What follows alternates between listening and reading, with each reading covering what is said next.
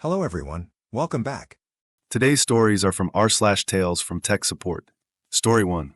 I spent a few years doing help desk back in the day, but haven't been in the game since 2008. I'm currently working through learning Red Hat and hoping to become a sysadmin in the future. After 6 hours of messing with everything, I finally realized the issue I was having with getting DVWA up and running. It all started when I was trying to change the config file for my SQL and was getting permission denied errors. I was stuck on the part where I couldn't connect to my SQL remotely. Turns out I wasn't allowing root to log in from outside localhost, so I had to configure that in the MySQL config file and restart the service. Then I kept running into issues with SSH access, getting permission denied errors. It took me a while to figure out that I had caps lock on for most of my password attempts, which made it impossible to log in. I spent hours not realizing this, and when I finally figured it out on the 10,382nd try, it hit me that caps lock was on for half the stuff I was typing.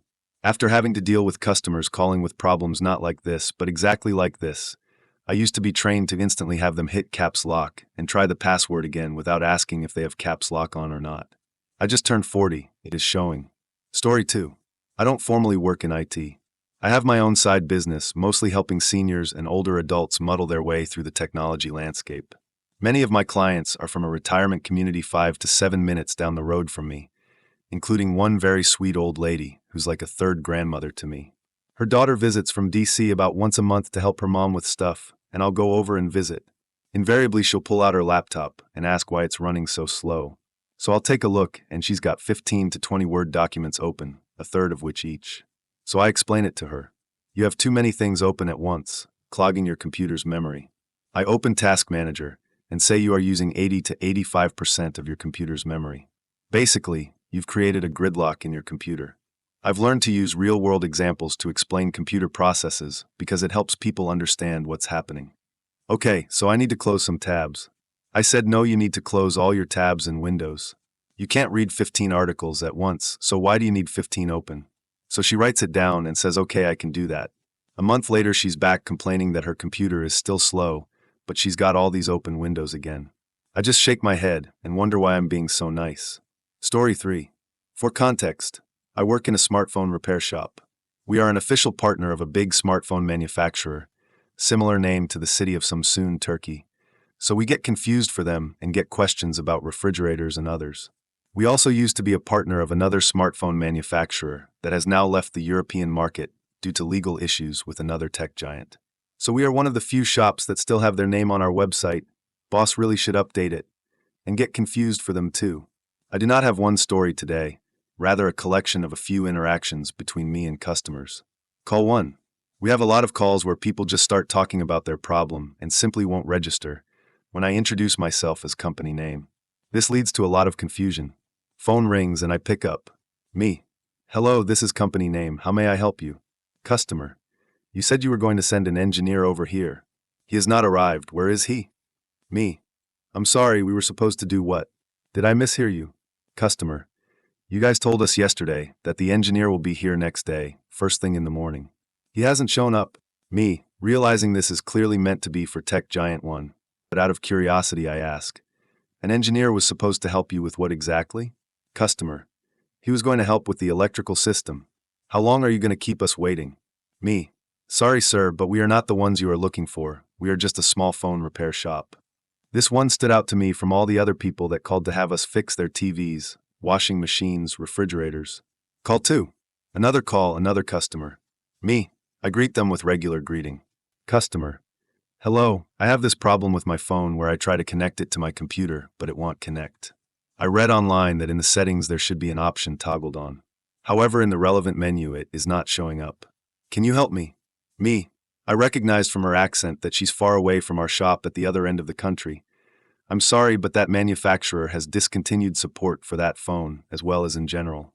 They no longer have a contact number in our country. Customer. That is unfortunate. But can you help me? It said online that there should be a toggle for something that would allow a connection to a computer. Me. It is hard to give tech support over the phone. I would have to see it. We are in this city. Customer. You can't be serious. You expect me to come all the way over to you from her city, a 4-hour drive, just so that you can say can't help you? Why would I do that? Me. No, I didn't ask of you to do that. I just said it is hard to help you if I can't see how your phone behaves. Customer. All the phones have the same menu. You should know this. I'm sure you can help over the phone. I won't be driving all the way to you. Me. I don't know everything, but do you know how many phones there are?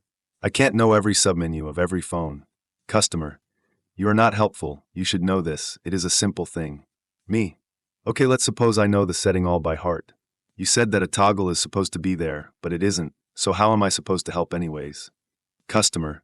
Ranting in frustration and belittling me that I can't help with this supposedly easy issue, and then hangs up. That doofus called 10 minutes before I closed up shop, and yet I tried helping him.